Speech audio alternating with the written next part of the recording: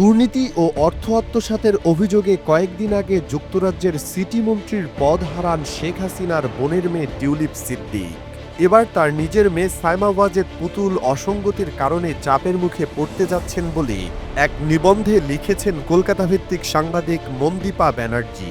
মন্দীপা Banerjee Bible থেকে উদ্ধৃত দিয়ে বলেছেন, বাবার পাপের দায় ছেলের উপর পড়ে, তবে এক্ষেত্রে শেখ হাসিনার পাপের দায় পড়েছে তার বোনের মেয়ে টিউলিপের ওপর। এতে করে তিনি পদত্যাগ করতে বাধ্য হয়েছেন। এবার এই দায় পড়তে যাচ্ছে তার আপন মেয়ে পুতুলের উপরও। সাইমা ওয়াজেদ পুতুল 2023 সালে বিশ্ব স্বাস্থ্য সংস্থার দক্ষিণ পূর্ব এশিয়ার আঞ্চলিক পরিচালক হয়েছিলেন।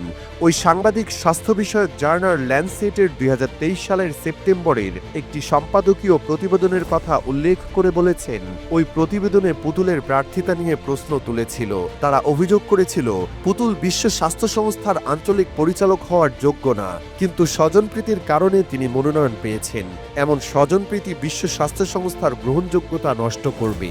এছাড়া 2023 সালে ব্রিটিশ সংবাদ মাধ্যম ফিনান্সিয়াল টাইমসও তার যোগ্যতা নিয়ে প্রশ্ন তুলেছিল।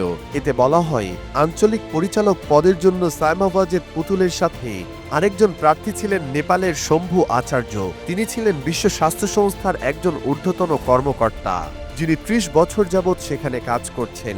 এছাড়া জনস্বাস্থ্যর উপর তার পিএইচডি ডিগ্রি রয়েছে।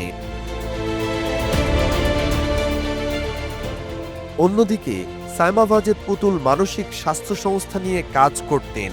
তার বেশিরভাগ কাজ ছিল অটিজম নিয়ে। ওই প্রতিবেদনে আরও বলা হয়, সাইমা ওয়াজেদ স্কুল সাইকোলজিস্ট হিসেবে প্রশিক্ষণপ্রাপ্ত এবং তিনি একটি দাতব্য ও গবেষণা সংস্থা দেখাশোনা করেন। একটি আন্তর্জাতিক সংস্থায় বড় বাজেট নিয়ে কাজ করার অভিজ্ঞতা তার নেই। আঞ্চলিক পরিচালক হওয়ার আগে পুতুল তার মা ও তৎকালীন প্রধানমন্ত্রী শেখ হাসিনার সঙ্গে বিভিন্ন সফরে যেতেন।